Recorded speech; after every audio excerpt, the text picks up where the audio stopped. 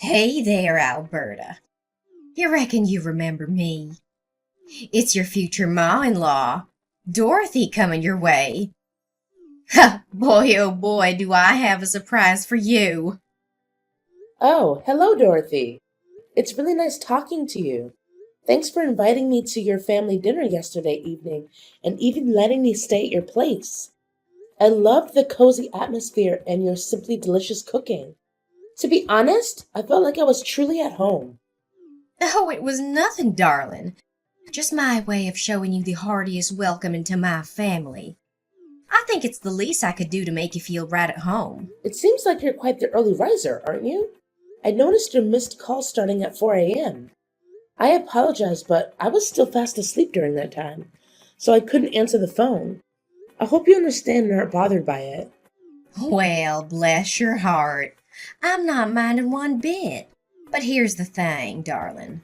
Once you're hitched into this family, it's kinda an unwritten rule to rise round at 3 to 4 in the morning. You see, we're good old farmers, and it's mighty important to tend to all them chores bright and early all by our lonesome. Oh, okay, I got it. Thanks for letting me know. Now, being from the big city, I reckon you might not know the ins and outs of farmer life. But I fret not, sugar, 'cause I'll be right there to teach you every last bit about being a farmer. We'll have you plowing fields and milking cows like a pro in no time. Thank you, Dorothy. I truly appreciate it. I'll do my best to soak up all the knowledge about how things run in your household. I'm excited for the learning journey ahead, and I know it'll be a whole lot of fun. Your guidance means the world to me. You know what, Alberta? Sometimes them city folks can be downright clueless and ignorant. They go round acting all high and mighty, looking down on us hard-working farmers like what we do don't mean a lick to society. Can you believe it? They act like meat just sprouts up on trees or something. It sure makes my blood boil, and I gotta admit, sometimes I feel like giving their filthy mouths a good old slap. No offense, darling, but it sure gets under my skin. Oh, I understand, Dorothy. But let's remember that not everyone fits into the same mold. Whether in the city or the countryside, we'll find both good-hearted people and those who could use a little more kindness. Oh, well, bless your heart, sugar. What in tarnation do you mean by that? Are you insinuating that your precious old mother-in-law is no good? I declare that cuts me to the core. I reckon that's just some mighty characteristics of them city folks, innit? Always looking down on us country folk. Oh no, Dorothy. You've completely misunderstood me. I never said a word about you being a bad person. Please don't take it that way. Well, darling, it's all good and dandy. I understand that change don't come easy, especially for folks who've been brought up to disdain us hard-working farmers. I reckon your folks might have filled your noggin with a heap of hogwash and misconceptions about us, trying to make you despise us. But let me tell you, sweetheart, none of that hogwash holds a lick of truth. If we want to have a harmonious relationship, you gotta let go of them silly prejudices your parents planted in your mind about us country folk. I apologize, but you've got it all wrong. My parents and I hold no prejudice against farmers. Truth be told, we have nothing but the utmost respect for you and all the hard-working people who toil away in the fields and farms day in and day out, providing us with nourishing food. Ho ho ho! Well now, sugar, if that's what you say, we'll just have to wait and see if your actions back up them words. We all know talk is cheap, and it's actions that truly speaks volumes. On another note, you must have gotten quite a bit of info about me and our kin from our talk yesterday. But there's a few more things I haven't had a chance to share with you just yet. Oh, all right then. If you think it's necessary or if you genuinely want to share, feel free to tell me about those things. I'm all ears and open to hearing whatever you think is important for me to know. Oh, it's nothing major, darling. It's just a few simple guidelines to keep everything running smooth as silk in our humble abode. We aim to create a cozy and harmonious environment for all of us to live together under this roof, that's all. You see, keeping the house in order is always mighty important. It helps keeps things tidy and ensures everything's in its rightful place.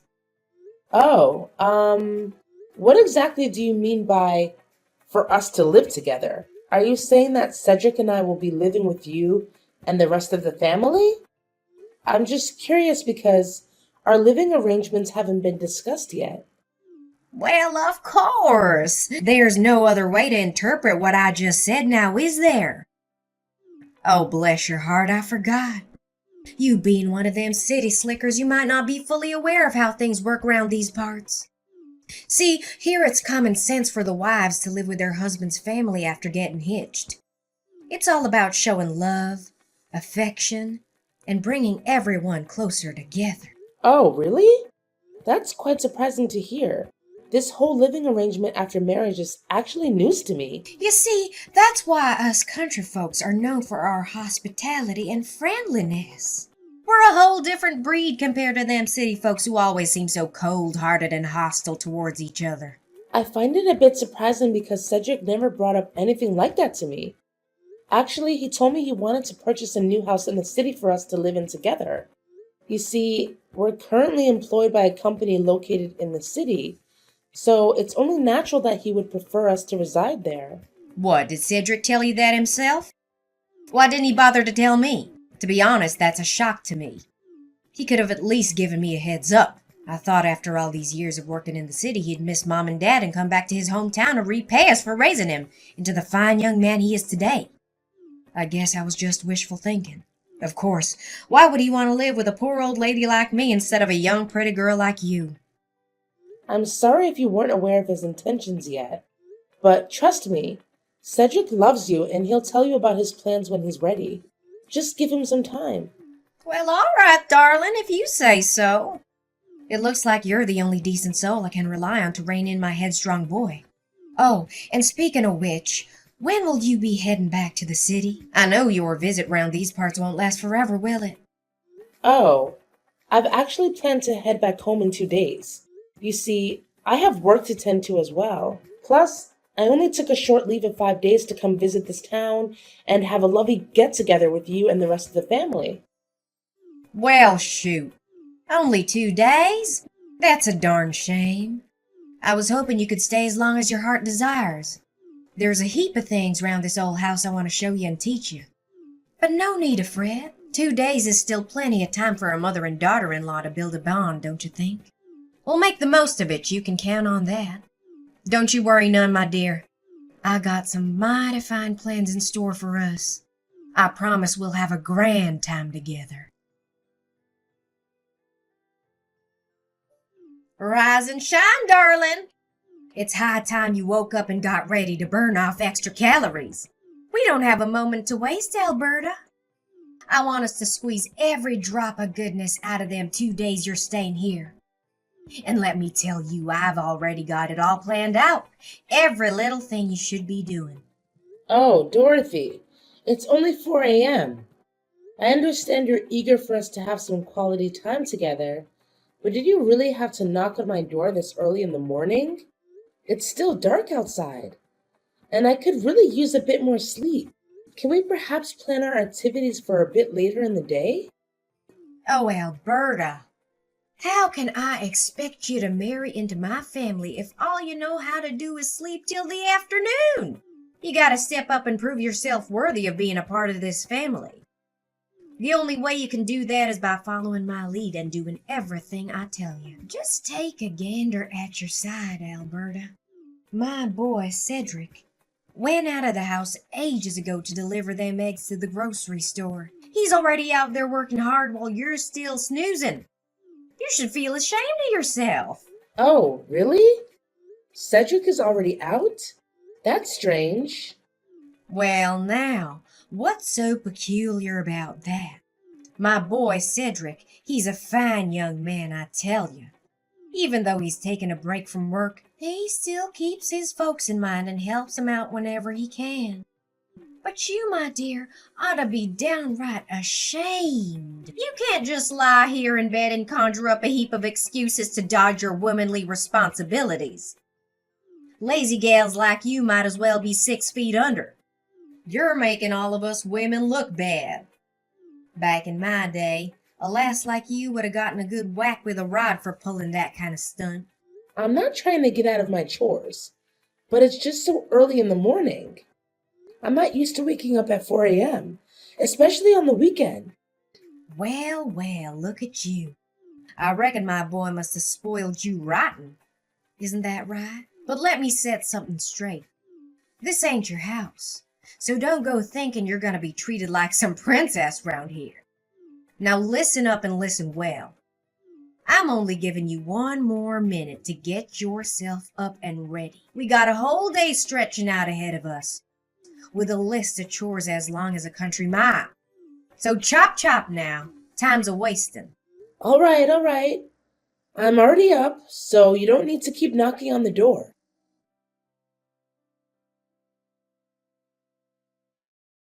Have you finished all them morning chores I gave you, darling? I sure hope you did, 'cause if you didn't, rest assured, I'll make sure you get a good old-fashioned punishment that you rightly deserve. Honestly, Dorothy, how can you expect me to complete every single task on your never-ending list in just a few measly hours?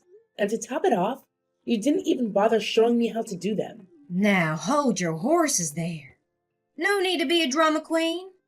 Is this how them city slickers always act? Complaining at the first sight of a little challenge? If you're gonna keep acting like a soggy noodle soup, then I reckon you're not the right match for my son, darling. Perhaps a drama queen like yourself ought to find someone who's just as skilled at stirring up a fuss over nothing. Face the facts. You just don't fit in with our family. It's high time you admitted it. Your words don't make any sense. Instead of pointing fingers at me, why don't you take a good hard look at the mile-long list of chores you handed me? Feeding livestock, mending fences, planting corn, scrubbing the hog lot and chicken house, and even taking showers for the pigs. The list goes on and on. Can you blame me for feeling overwhelmed? Well, well. Just a friendly reminder for you, darling. We ain't gonna be using no fancy corn planter contraption. Nope. You'll be planting them corns by hand. Every last one of 'em. We gotta cover that whole field with them seeds, you hear? Now it'll be a mighty fine exercise for lazy gals like yourself. No rush. Take your sweet time, but make sure that the work gets done by the end of today. I'm not taking no excuses for no delays. You got that loud and clear? Manually plant the corn? Are you joking? Do you even realize that the cornfield is a whopping 40 acres in size? It would take me days on end to get that done by hand. Not to mention the scorching hot temperatures we're dealing with. I'd literally keel over from the heat. Now, what's all the fuss about? Planting corn seeds by hand is as natural as a cow chewing cud. Our ancestors have been doing it that way for ages. How do you reckon they managed to handle all that planting business without fancy machines? They relied on their trusty hands, that's how. It's a good old tradition that's been passed down through generations, and we aren't breaking it now. And what about this business of taking showers for pigs? Do you honestly expect me to handle that all by myself? Now listen up, you lazy sloth. There's nothing too much for a woman to handle round here. And you better believe you'll be taking showers for each and every one of them pigs in that lot. Remember to be extra gentle so as not to hurt my precious pigs. They're worth their weight in gold, my money. So you better take extra care with them. And let me make it clear, if I see even one scratch on their skin, you'll be paying for the damages. You hear? Oh, and by the way, you're only allowed 1 hour to get it all done. So get to it! You've got to be kidding me. Look, I appreciate that you care about your pigs, but do you realize that there are hundreds of them on your farm? You can't honestly expect me to wash each and every one of them by myself. And on top of that, in just 1 hour. Seriously? Tell me, are you a human or a pig yourself? A human can't be that lazy. Now listen here. You bring nothing but shame to all them fine ladies like me. Why don't you mosey on over to the hog and make yourself at home? You don't have to do much there. Just snooze, chow down, and wait for others to tidy up after you. I reckon that kind of life must be a dream come true for lazy folks like yourself, huh? Boy, oh boy, how pitiful. Listen, Dorothy. I'm not sure what's gotten into you, or if I've unintentionally upset you, but I believe you're being unreasonable here. I've already pitched in by feeding the chickens and tidying their coop this morning. And that's about all I can manage for now. Oh, what do you think you're doing, defying your own mother-in-law like that? Is this the way a daughter-in-law ought to treat her husband's dear old mama? I can't rightly believe my own ears. If you keep carrying on like this, there's no way I'm letting you get hitched to my boy, you hear? Alberta, I know you're within earshot, so quit ignoring me. It's mighty rude and disrespectful, and you dang well know it. Alberta, I'm demanding an answer this instant. I swear on my boots, if you keep ignoring my commands, there'll be consequences to pay.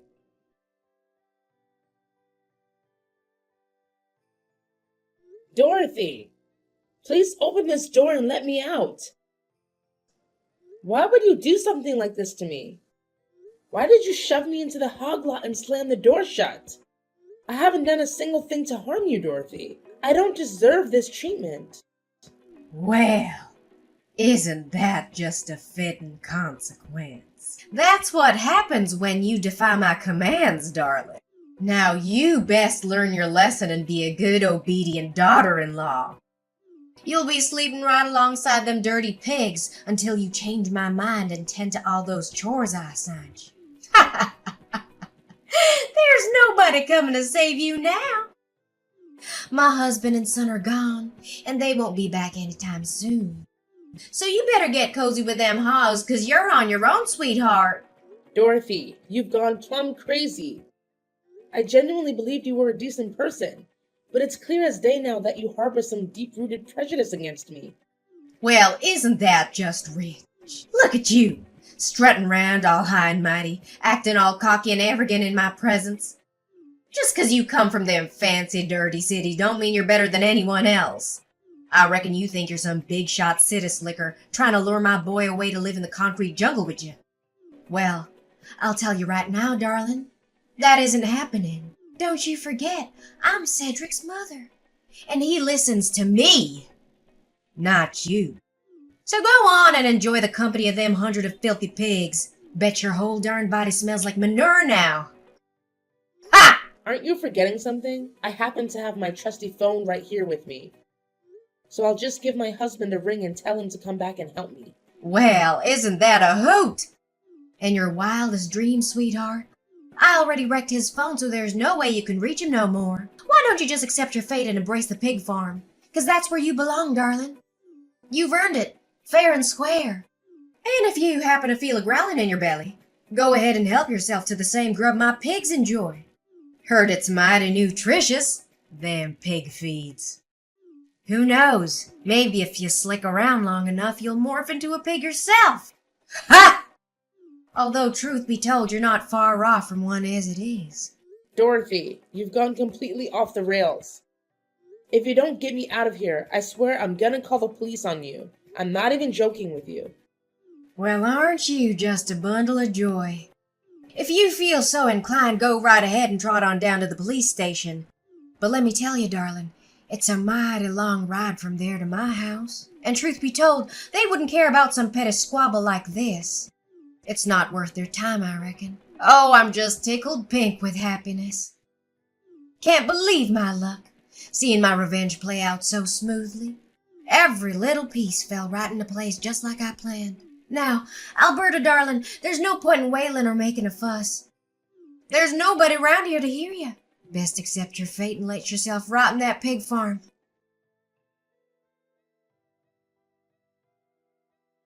Alberta, where are you? I stepped outside for a breath of fresh air, but what in the Sam Hill? The door to the pig farm is wide open. Did you somehow find a way to skedaddle from that place? How dare you, I say? Oh, well, would you look at that? Your dear husband and son made their way back home. And guess what? They lent me a hand and got me out of that pig farm. What? My husband and son came home? How could they? That's impossible. They spilled the beans to me. You convinced them to haul those eggs clear to some distant grocery store, and then you went and tampered with their car so they couldn't make it back. You deliberately loosened the oil nut, knowing it would wreak havoc on the engine after a while on the road. Do you even grasp the magnitude of the peril you put your own husband and son in? Luckily, they managed to reach out to a kind-hearted friend nearby who gave them a lift back home. What? I can't believe this. My plan went all to hell and back. This is just unacceptable. Everything was so perfectly planned and well thought out. How could it go wrong like that? I'm plumb flabbergasted. You've got some serious issues, Dorothy. What on earth possessed you to concoct such a twisted scheme? Is it because you harbor some hatred towards me and wanted to seek vengeance? Honestly, I haven't even done anything to you to deserve this. You hit the nail on the head. It's true, I can't stand you. I despise the fact that you hail from them big cities. Can't stand that high and mighty cocksure attitude you dish out when you talk to others. I also can't stand the fact that you roped my boy into moving to the city and shacking up with you for good. Honestly, you make my stomach turn. There isn't a single thing about you that stirs up any sympathy in me. That's downright absurd. It's not true at all what you're saying. I'm not done talking. All you're good for is whispering poisonous words in my son's ear about me, trying to turn him against his own kin. In other words, you engineered the whole thing, plotting and scheming to tear my family apart. You're the root cause of why my boy chose to abandon his family. Why on earth are you making such generalizations about people from big cities? I've never behaved in a cocky or arrogant manner, and your accusations are completely unfounded. And besides, I had nothing to do with Cedric's decision to move to the city. He's a grown man, and he can make his own decisions. In fact, he told me that he hates it when you try to dictate his life. Wait, what? Cedric can't stand me. No way. Does this mean I lost this battle? No. No! I flat out refuse to reckon with this reality. You best believe you need to send my boy back to me, you hear? I found him a new flawless bride who lives right round these parts, near my house and my farm. If Cedric ties the knot with that gal, he'll be settling down right here with me for good and help me with the farm work. Stop daydreaming, Dorothy. Oh, and by the way, your husband told me that what you did to him is unforgivable. That's why he decided to leave you for good. You'll be receiving divorce papers from him soon. Hold on there just a cotton-picking minute. Divorce papers? Are you plumb loco? Why in the world would my own husband want to divorce me of all things? You heard me crystal clear, and as you might expect, Cedric didn't keep it a secret either. He made it known to me that he intends to take legal action against you. Tampering with someone's vehicle and causing damage to the engine is a grave offense, and the consequences are severe. You'll find yourself behind bars for committing such a crime. What on earth are you yammering about? Prison? Are you pulling my leg right now? I haven't done anything wrong. I simply loosened the oil nut in their car just a smidge. It wasn't nothing too severe now, was it? I just wanted to keep them from making it back home. I reckon this matter ain't something that needs to be dragged out into court. It's not all that serious if you ask me. You're terribly wrong, Dorothy. As I mentioned before, tampering with someone's car is a grave offense. And mark my words, you'll face the consequences fitting for such a crime. Rest assured, the punishment won't be anything light. It will be substantial and just. No way! You're totally trying to scare me with your bluff. I'm not falling for your lame trap. Not in a million years. Seriously, it makes zero sense that my son and husband would ever throw me behind bars. They'd have to be absolute monsters to even think about doing something like that. Nah, Dorothy. They ain't the monsters here.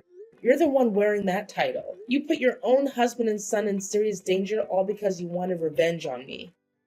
Listen, I'm not going to waste any more of my precious time talking with you. It's your turn now to deal with all the mess you've caused.